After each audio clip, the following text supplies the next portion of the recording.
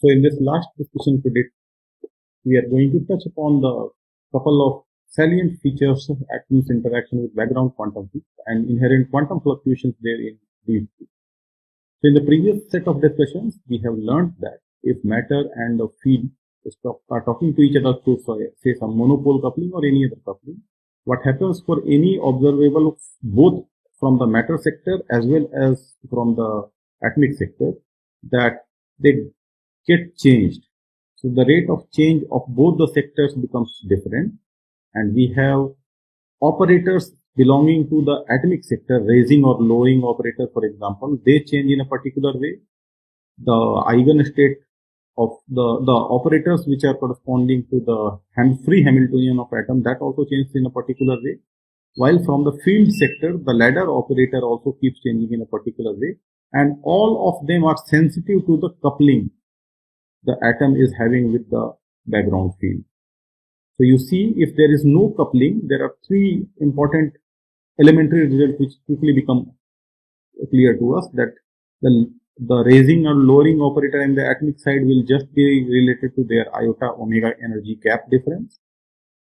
The operator, which is the free Hamiltonian of the atom, would not change at all. Why it should? Because it will commute with itself if there is no coupling. There is total Hamiltonian will be that of a atom and plus that of a field, and the Hamiltonian of the atom commutes with both of them, so it will not change at all. And the atomic sector, the ladder operators will change with this term only, which is the feature of a free field theory.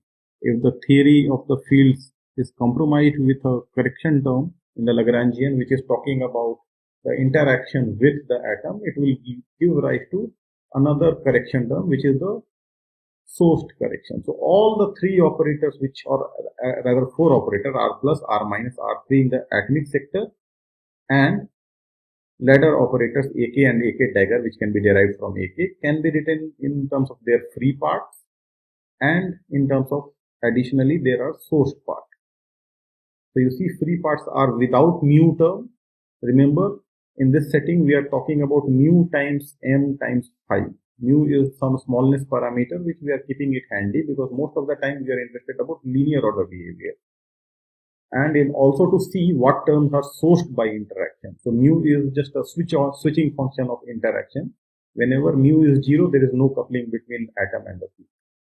So you see, most of the source, all the source terms which is appearing Rs in plus minus operator or R3 operator, or the ladder operator of the field has this source term, all of them are necessarily a function of a mu.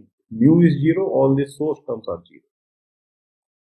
Okay, so therefore we can put these definitions into the equations just above, and we will get a new set of equations connecting both the free part and the source part's time evolution with whatever appears on the right hand side. Okay, so that is what we should start writing. So this also should be, by the way, there should be RF term also which I have missed. So this plus minus comes with a source term as well here, which I have missed. Anyway, so every term, for example, here R was appearing, I have written RF plus RS. Mu was appearing, I have written phi f plus phi s, and R2 similarly R plus minus here as well. So everywhere you will see whatever appears has been broken down into their free part and the source part. And we have assumed, we know that all the things which start with order mu or above, they are just the source term, because they will vanish when mu goes to 0. That means if coupling turns off, whatever piece turns off, that is the source part.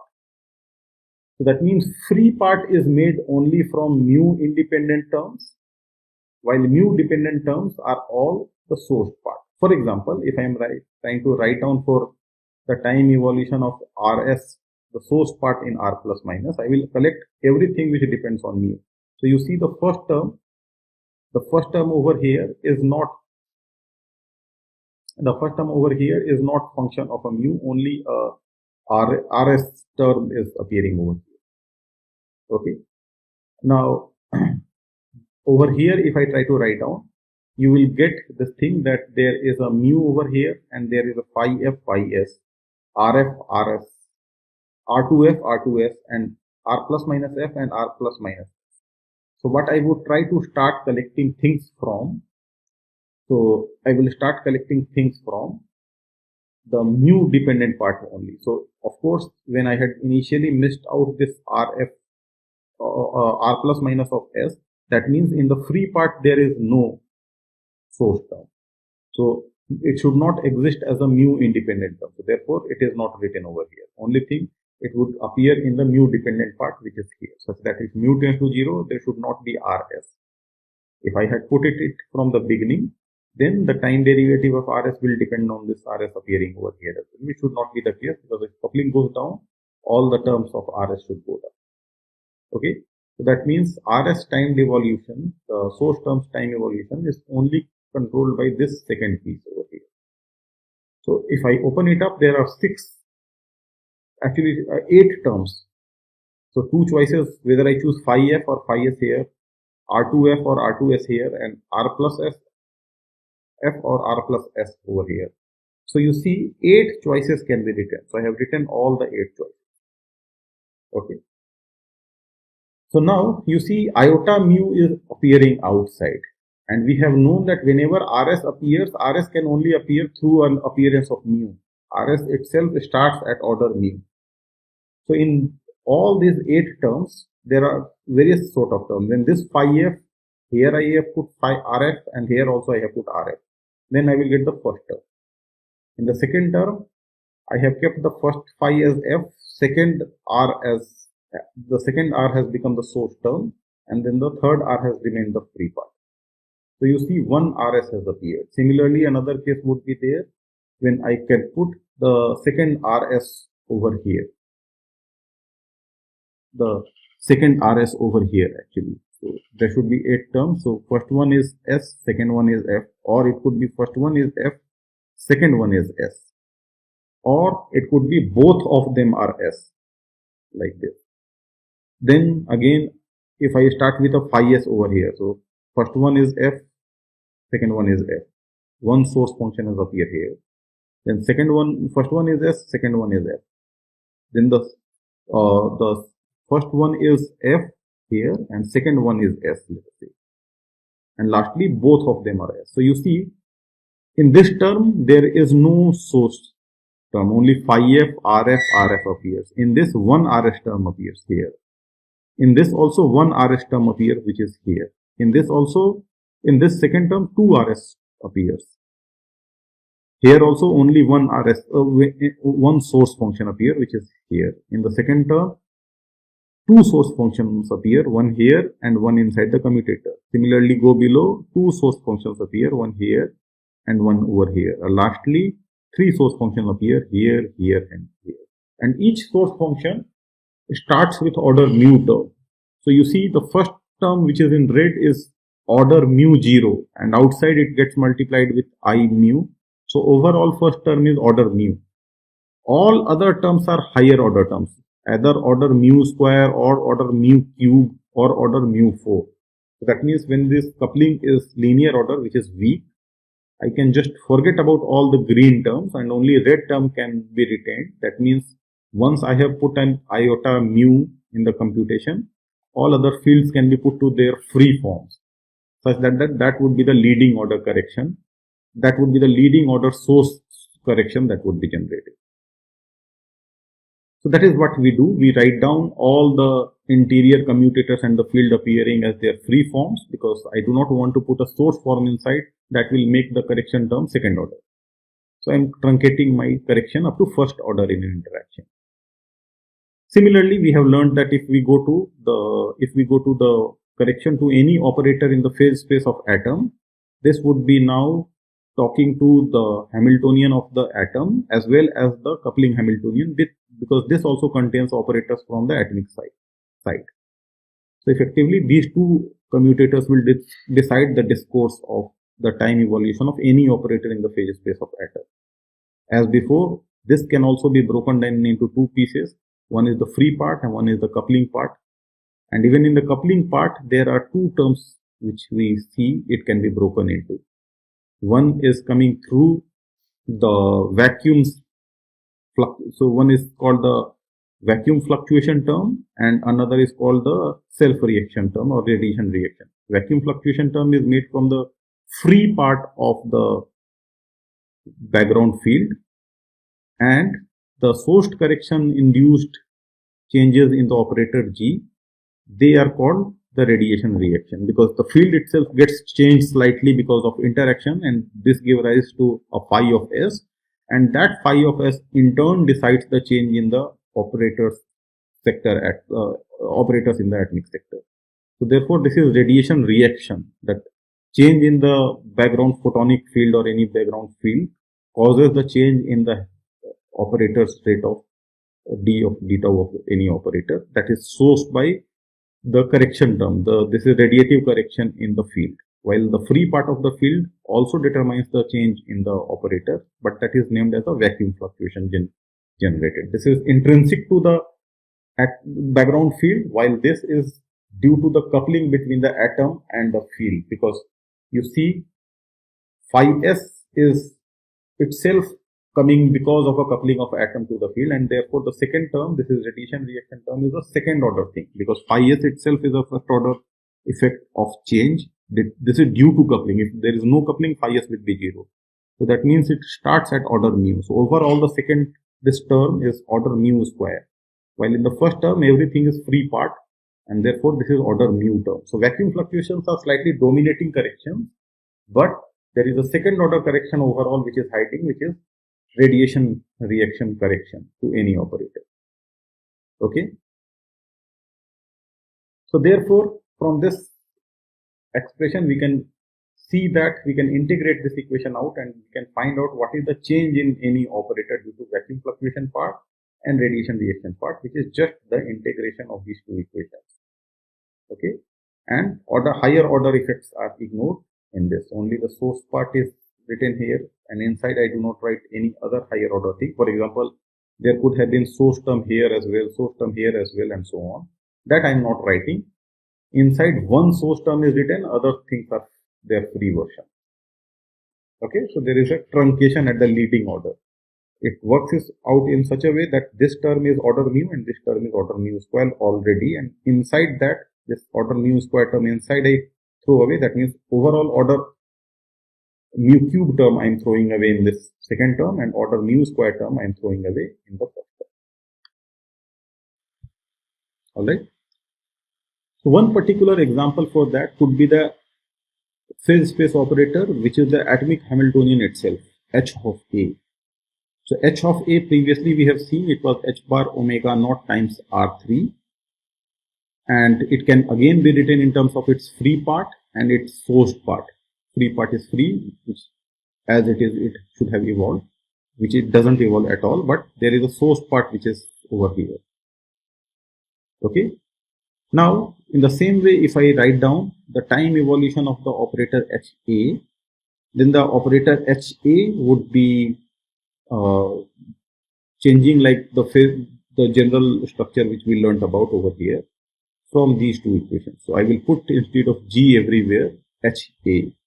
So that will give me the rate of change in the Hamiltonian operator itself, and noting that HA itself is nothing but H bar omega times R3. So if I do that, I will get the H bar omega outside and R3 over here.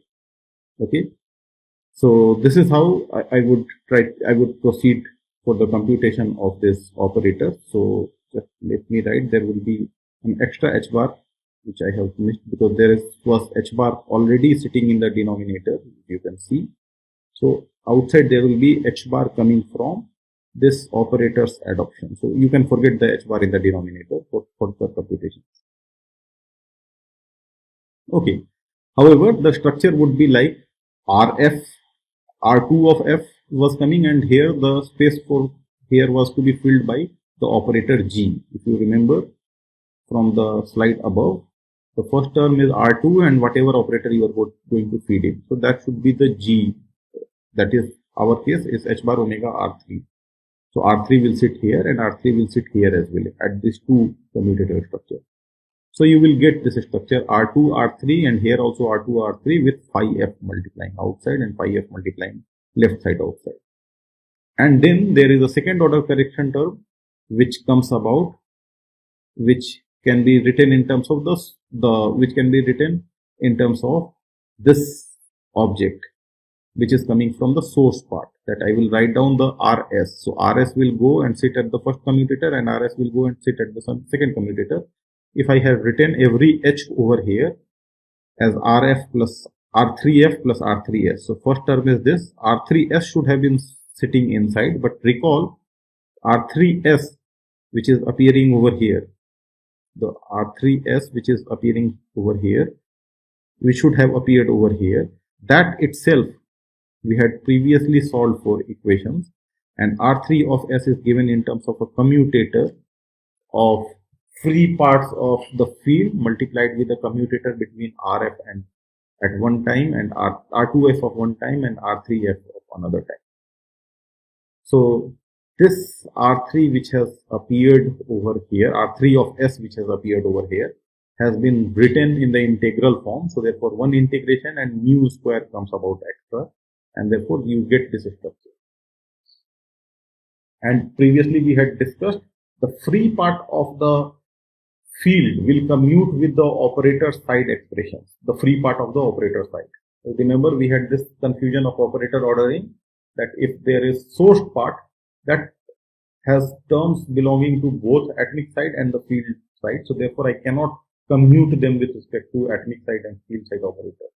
But free parts do commute. So therefore, if you see in the first term, phi f is on the left hand side, and in the second term phi f on the right is on the right hand side. Similar thing should have happened for the RS part as well. If I do for the RS part, the same thing would have happened, and then I would have got a phi s on the left and phi s on the right. That I could not have flipped, but once I write down the phi s itself in terms of its structure, the phi s which is effectively R3 of S, R3 of S can be entirely written in terms of free field operators and free field operator of the atom. So using these two things, you can say that you can combine the various phi f appearing on the right side or the left side, and they can be written in this nice anti-commutator form for the field multiplying this object. Okay.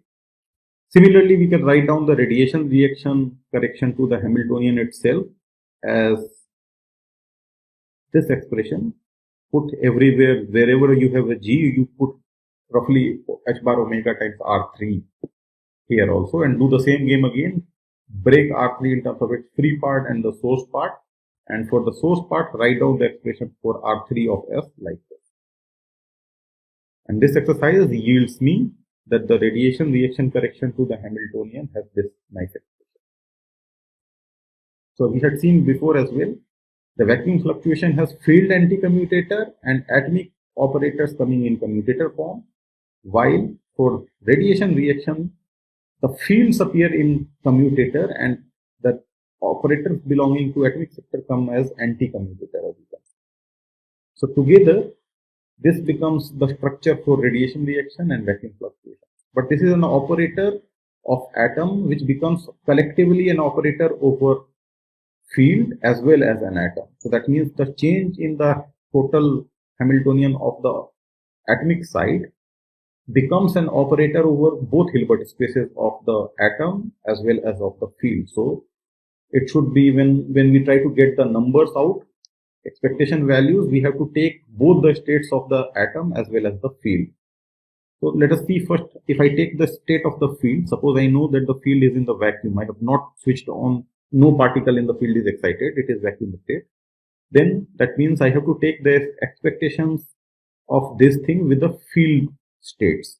So I have squeezed these operators with vacuum of the field, and you get this thing here will get squeezed with respect to the field state, and here also you will get the phi f over here and phi f over here, they will get squeezed between the field state. Now you can see only the field operators are here, these are atomic operators, they do not care about states of the field, only phi f cares about the state of the field, and then the second term anti-commutator cares about the state of the field. And in the radiation reaction, this commutator cares about the state of the field. All these operators just act on the atomic Hilbert space. Now you can see when I take the expectation with respect to the field state, the first term in the vacuum fluctuation term, that vanishes because I will get a vacuum expectation value of the field. Vacuum expectation of the free field is 0 in the vacuum state. So the first term will drop off. The vacuum fluctuations will start from the order mu square term, and you will get this expectation value of anti-commutator, which is going to be given a symbol CF, and times atomic operator's commutator. While for radiation reaction, you will see that the commutator is getting an expectation value and atomic operators are in their anti-commutative form. So you will get chi of F. Chi of F is just expectation value of anti-commutator in the vacuum state, and the atomic operators become in anti-commutator. So the rules flip. In vacuum fluctuations, the field is in anti-commutating state, in the anti-commutating order, and operators of atoms are in commutative order, while in the radiation reaction, the field is in commutative ordering, while the atomic operators are anti-commutative ordering. Anti-commutative meaning the field operators are R2 and commutator of R2 and R3, just to be sure. Now this is half our expectation in some sense, because this operator is an operator over both Hilbert space, that of field as well as that of atom. So we have just taken partial expectation with respect to the field state. Therefore, it would leave an operator as an operator over atomic Hilbert space. Therefore, this thing which is obtainable is still an operator. The field part have been put to their expectation value, but the atomic parts are just living as the operator. So they have to act on atom's state.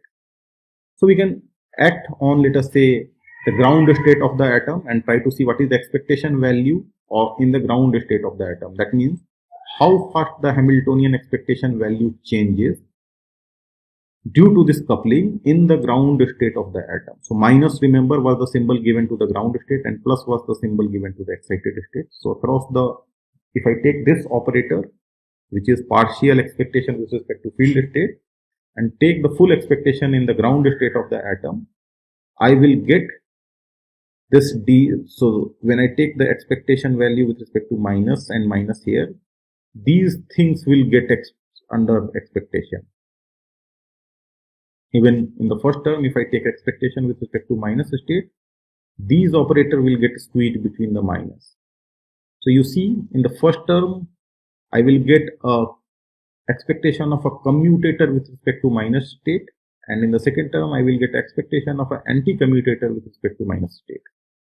So ultimately, I will get a structure like the total change in the expectation value of Hamiltonian, or you can think of it as a change in the eigenvalue in a time-dependent way, in a loose fashion, is made up from the anti-commutator piece from the field in the vacuum getting convoluted with commutator structure of the operators from the atomic sector getting squeezed between minus state. Okay, minus is this squeezing of the commutator of R2 and this whole operator between minus. Similarly, for the radiation reaction, if I do, again the same thing will happen. It will be the first term will be the commutator now, and the second term will become anti-commutator of operators from the atomic sector, squeezed between the minus state. So this would be the change in the ground state due to vacuum fluctuation, and this will be the change in the ground state energy rather due to vacuum fluctuation, and this will be the change in the ground state energy due to radiation reaction. The same computation you can do for excited state as well, and there you will get the corresponding plus quantities. So here it should have been a plus here. So plus. So you see that the roles will almost remain the same. The first piece will not change, only the chi will now be a plus expectation, and thus in the second term C belonging to the atom will be in the plus. C is the anti-commutator, chi is the commutator. So field state remains squeezed between the vacuum in the first term, and the second term gets squeezed between the plus, that means excited state, and in the second radiation reaction driven correction, that would be just the field state in the commutator structure and the atomic state in the anti-commutator structure. In the meanwhile, this was the rate which we had previously obtained. We can integrate this equation to obtain the net change. So we remember here up to this, we had this equation, we have just integrated things out and we are obtaining the net change in the eigenvalue. Okay, this was the rate of change. You integrate it over d tau, you will get the net change. So this is how typically the change of eigenvalues of different eigenstates are obtained due to coupling of that to a field. Even though the field is in vacuum, the coupling is non-zero and quantum fluctuations appearing through the commutator and the anti-commutator. Both of these are non-zero even in the vacuum state. So commutator between the 2 points of the field which we have computed long back was, remember, 1 over delta t square minus x square.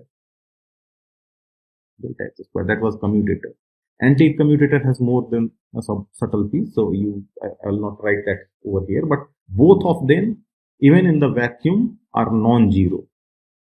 So despite the fact that there is no particle in the field, just a coupling term is there in the Hamiltonian, all the vacuum fluctuations are able to change the eigenvalue of the hydrogen or any atom's eigenstates. So they keep changing due to vacuum fluctuation and radiation reaction. Together, the gap will also change, because previously it was a gap was delta E or capital omega frequency. Now, due to radiation reaction and vacuum fluctuation, they have become slightly different. They will change in time. The integration tell you up to what time it changes to what. So ground state will change and become something over time. Excited state will change and become something over time. Ultimately, you can see, which we will not discuss in this course, but you can work it out in more detail and see that initial value they start with, ultimately over long time they will settle into a new configuration, and this will also over long time settle into a new configuration. So the gap between the excited state and the ground state does not remain the same. Initially it was delta E and finally it becomes delta E prime after long time. Long meaning time scale longer than 1 over delta E. After long time scales, we will see they have settled into a new split difference. And that change in delta E prime and delta E is given the symbol this delta. That is the standard lamp shift in the atoms. This is happening due to vacuum fluctuations and radiation reactions only. And this is just a hallmark of quantum field, despite not present actively through any particle. No photon is present, only vacuum fluctuations are there. They are sufficient to change the hydrogen atoms or any other atoms eigen splitting.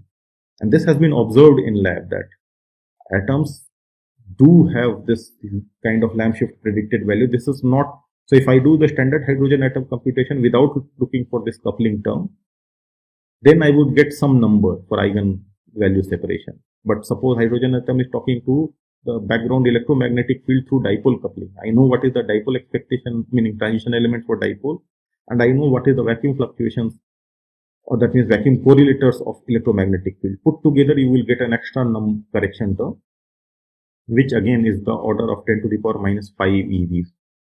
So you will see that really, if you do this computation for hydrogen atom accounting for electromagnetic vacuum, you will get the eigenspace splitting between various states of atoms off by 10 to the power minus 5 eV or minus 6 eV or even minus 10 to the power 7 eV. In very sophisticated setups, this has been measured. Actual splitting in hydrogen atom is off by this much order, which is predicted by this quantum fluctuations of field. So indeed, that is a party to the determination of the splitting between eigenstates of any atom. Okay, so this is a very robust statement about the characteristics of atom which changes. Its eigenvalues and other things are not protected quantities. They change over time and ultimately settle into a vacuum allowed new separation. Theory predicts and theory gets verified in experiments as well. Okay, so this is one of the very robust predictions. Now briefly I will touch upon another aspect which is generated by vacuum fluctuation and which also nowadays is getting a traction, which is people are trying to come up with observations or experiments which can measure that, which goes by the name of witness of quantum entanglement between the atoms. I will just briefly touch it before ending the whole discussion session, and this will not be a very rigorous but only idea I will try to convey what people try to do. So the discussion of entanglement, which I am briefly going to touch upon, is pertaining to this LOCC theorem sort of thing, where you know the fact that two atoms, let us say A and B, if they are separated by space-like distance, that means causal communication between them are switched off, then they cannot develop entanglement between them if initially they were disentangled, if they are not talking directly through some quantum channel. Okay, if there is no quantum operator between them connecting them, then they cannot become entangled later on if initially they were disentangled. That means initially they were separable states. That is the Relativistic theorem, that unless you write an operator which acts on both of them in direct way, there is no way to generate entanglement across them. Each of them will independently evolve with their own Hamiltonian, and the states will remain separable. However, this picture gets challenged in the quantum field theoretic setup, because even if I do not actively put any operator connecting them, there is always a background field which lives in a vacuum state. So these atoms do talk to the background field through the monopole coupling or dipole coupling or spin coupling, whatever coupling which we have discussed. We will just think of as a toy example of the monopole coupling. And in background, constantly particles are being created and destroyed due to vacuum fluctuations. And due to this effect, now we can see that despite there is no active operator we have put in between A and B, but A and B both are talking to a background quantum field, a common operator which both of them are talking to, and yet if we keep the operator in the vacuum, meaning the field configuration is put in the vacuum, that means actively I do not put any quantum particles in that, any particles in that. Despite that, entanglement will get generated. And that is slightly, now that we have done with time evolution of Hamiltonian and other things and how the density matrix changes, now we know how to look about. So suppose initially I write down a disentangled state of the two atoms and let both of them be then in their ground state. Also, let the background field be in the vacuum state. So it becomes a tripartite system. So there are three parties: the atom, the field, and the second atom. So overall, the state of the full system is ground state for the first atom, G, ground state for the second atom, and vacuum for the field. And the density matrix constructed out of it, I could write the field on the left as well. So 0, GG. So the density matrix initially for this setup would be this outer product of the state at hand.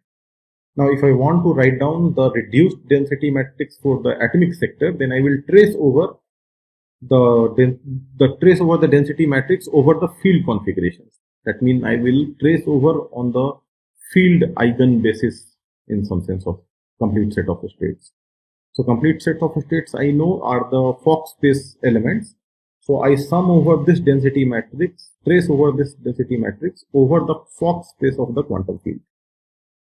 So when I write down this rho 0 like this NKs, ket, and the bra and the ket will undergo overlap with this ket 0 and this bra 0. So ultimately I will have terms like this or its complex conjugate.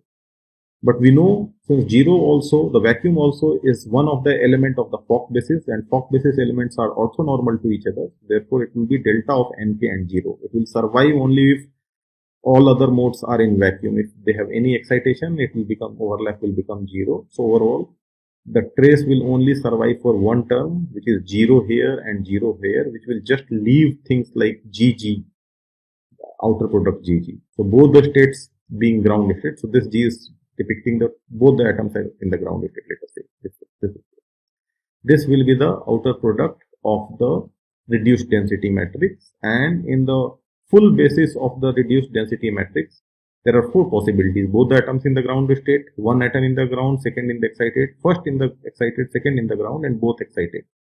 In this space, in this basis, the density matrix is written like 1 in the upper diagonal element, and all other things are 0. So this, as you know, it's very simple pure state density matrix, which is also separable. It has 0 entanglement measure. If you know about entanglement measures, in this course we have not discussed about that, but I hope you have heard it about. From the density matrix, you can constitute various entanglement measures.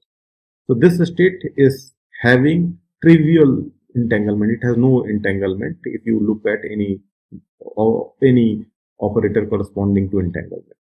Okay, whenever the states are separable, that means two atoms states, the full density matrix can be written as separable states of the two atoms, then the entanglement is 0, which is the case here. It is the direct product of G of first atom and G of the second atom. Similarly, if I would have started from GE, one atom is the ground state, another atom is in excited state, and field is in vacuum state, the same thing would have happened.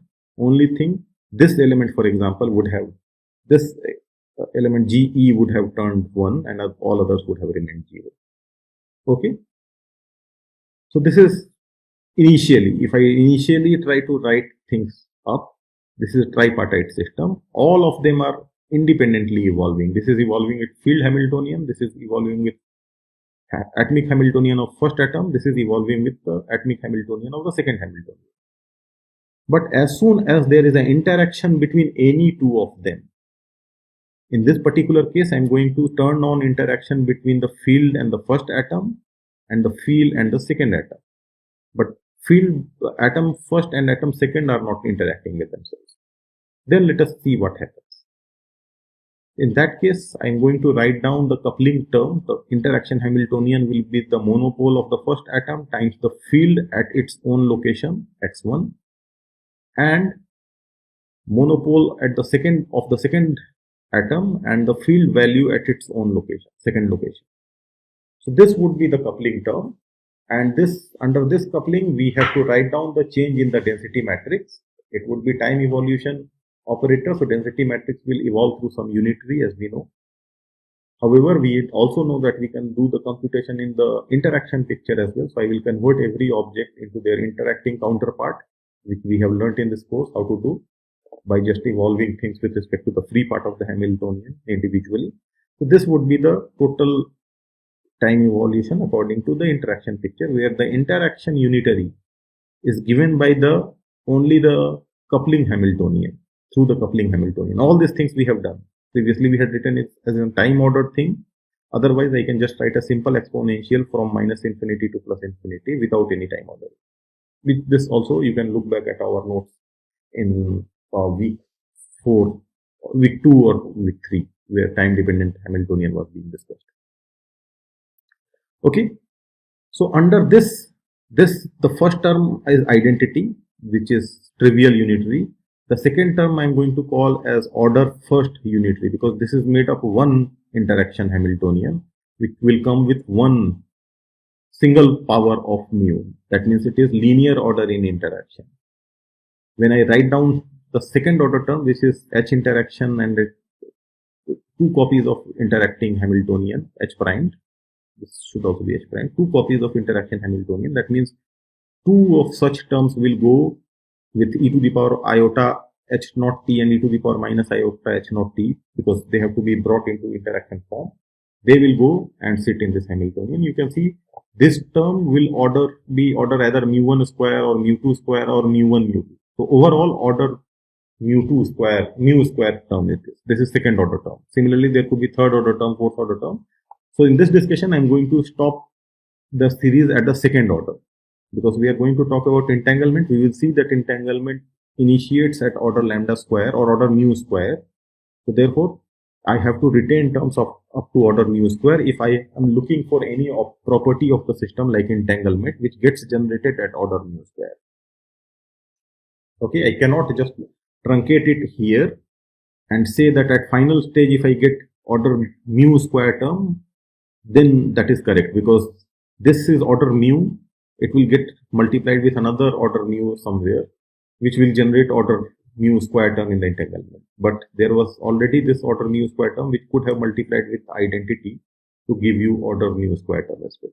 We will see it. Let us retain this term up to here, and then we will see why it was necessary to retain. Okay, so let us go ahead. So if I evolve this, I put this u interaction into the left and the right and put the density matrix in between. This is how the density matrix will change. It will pick up a order 1 term, which will be order mu, and order 2 term correction, which is order mu square. You can write down the whole series expansion over here on the left and its dagger on the right and start collecting terms. So I will have a identity plus identity minus all these terms on the left, and identity plus all these terms on plus in the iota term on the right hand side. And then I start doing cross multiplication. So identity times rho naught times identity will generate me the rho naught term. The first order term, where this term from left takes the rho naught and multiplies identity on the right, will give me this object, u1 rho naught identity. Similarly, identity from left side, rho naught, and u1 from the right side. That will generate the order mu term.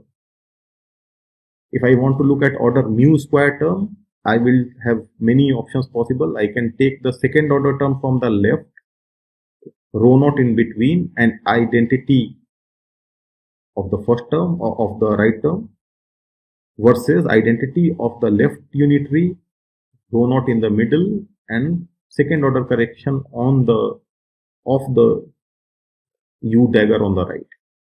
This will give me rho naught u2 dagger. Lastly, there is another possibility that order u1 term from the left, density matrix between, and order u1 term coming from the right u dagger. So that will give you this object. So you see, this is how order by order we can compute corrections into the density matrix. So again, since we are just touching upon, I'm not going to derive all this. I'm going to just state that if you keep doing that, writing the interaction Hamiltonian, you take this and you write down the interaction Hamiltonian. By now you already know how to write down this thing. It has to be squeezed between e to the power minus I h naught t and e to the power plus I h naught t, which will be put over here. And when I try to write down the density matrix in this basis, you will get all these operators squeezed between these basis elements. So I'm just mentioning the rough structure you will get. You will get, previously I had started with only 1 over here and all other entries were 0. This time, under time evolution, these items will turn on. There are various terms which will become turned on because of these two terms which are correcting the density matrix. Okay. Initially, density matrix was just this much, which was 1, 0, 0 everywhere. Due to this rho 1 and rho 2, other terms have come about. All this curly I dependent terms have come from rho 1 and rho 2. Otherwise, you can see it was just 1, 0, 0, 0, 0.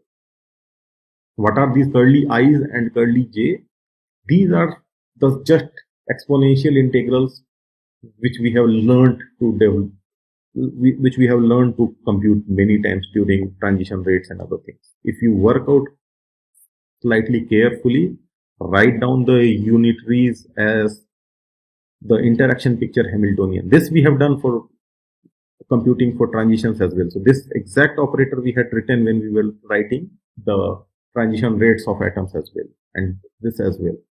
So all these things we have already computed, and you just look back at our notes, you will realize that all the curly I operators are very similar operators which we have already computed.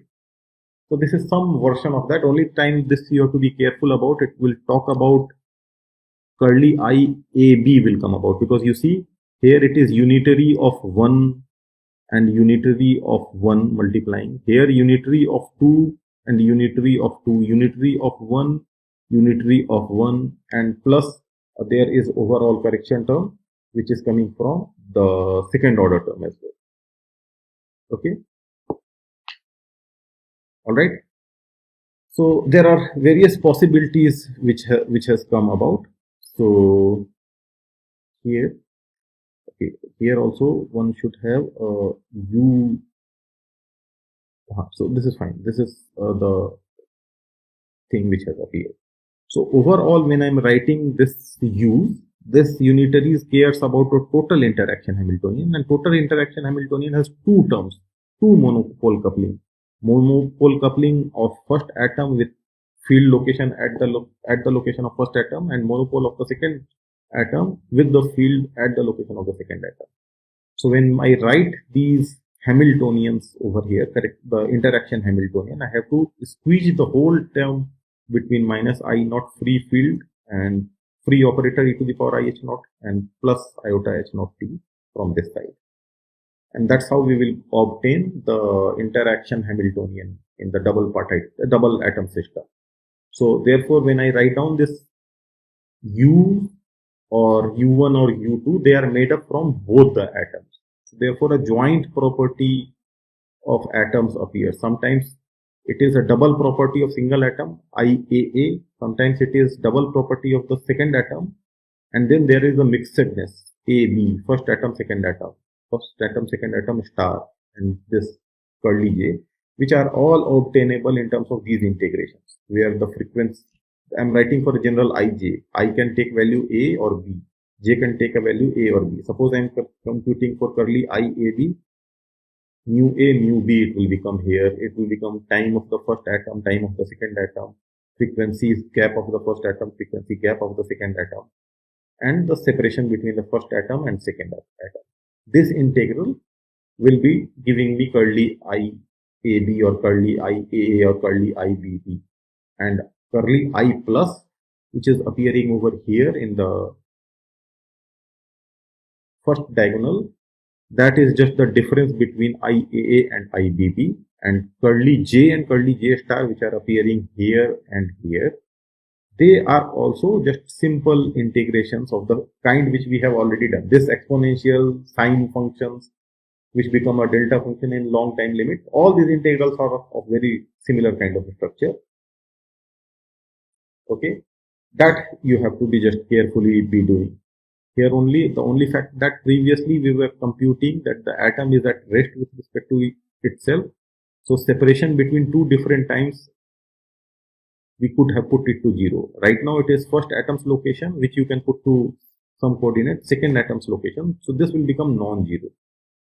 It will not be 1. Previously for atom at rest, we had put it to 0. Now these are two atoms and their separation is finite. It is not 0. So therefore this will survive. So we have to just carefully do this integral. Otherwise, this much of integration we have done so many times by now, which appears in curly J. So again, I'm briefly discussing the idea and not going for a mathematical rigor in this discussion. So you just be aware that standard monopole coupling with respect to both the atoms, even though the field is in vacuum, the density matrix changes to a more rigorous form. It is not just one element anymore. It has generated various things. And now you can see that these terms which are appearing I plus J or IAB, IAA, IBB, all these terms are made from the double coupling of mu A and mu B. So it is order mu square term. Okay. So since entanglement or the density matrix is getting corrected with order mu square term, that is why we wanted to account for all order mu square terms from the beginning. I don't want to miss any order mu square term, because ultimately the final expression I want is true up to order mu square. It is either 0 or it becomes non-zero at order mu square. So I should not miss out anything which can contribute at order mu square. So this is all this standard computations which you are welcome to try, but I just wanted to give a statement that all of them are order mu square and non-zero. All these integrals we have done so many times, so you are welcome to do it and find out how much of entanglement or at least density matrix will become this. From here you can find out with this density matrix which entanglement measure gives you what result. That discussion I am not going ahead in this set of lectures. So I am going to end over here with this information that due to individual coupling of atoms with the background field, despite the field is in vacuum state, that means actively I can't see anything communicating between A and B, even if there is no quantum operator directly connecting them. But there is quantum fluctuations which are captured in these kind of integrals. Remember, these were coming from quantum correlations, and these exactly go and sit in the computation of the density matrix change as well. So those vacuum fluctuations generate entanglement between them. So therefore, this process sets up two species, two particles, two atoms which are initially disentangled, and there is no other active operator between them. Even after that, after some time, there is a non-trivial entanglement set up between them. Okay, so therefore vacuum state leads to development of entanglement, and this goes by the name of entanglement harvesting. Okay, so I stop over here. So I hope you had some good, at least glance at vacuum properties of fields and how vacuum properties of field affect the nature of atom and properties of atom, which are very salient and new set of predictions. It is not normal day-to-day quantum mechanics, because there is almost a hidden sector, because vacuum does not allow you to see anything directly. Only tiny fluctuations are there which are not obviously seen by any experiment. Their indirect presence is felt by changes in things. For example, transitions are possible across ground state, spontaneous emission is possible, or the separation between the eigenstates are possible, development of entanglement is possible. So there are many avenues where this hidden sector of a quantum field affects the quantum analysis of atoms as well. So in this course, our mandate was to just have a good view of that, and I hope it was helpful in conveying that message. So we stop the course over here. Maybe in some other future course, we will discuss in more rigor what more treatment one can do with the interactions of atom and field in more observational kind of experimental kind of setup. This course was more oriented towards theoretical understanding of that. Okay, I hope you have had a good glance at these things, and it was not worthless in some sense, and it was somewhat of enjoyable to see how quantum fields are affecting the structure of atoms. Okay, so thank you for your time and attention. Of course, we stop over here, and I hope you would have a good time at exam.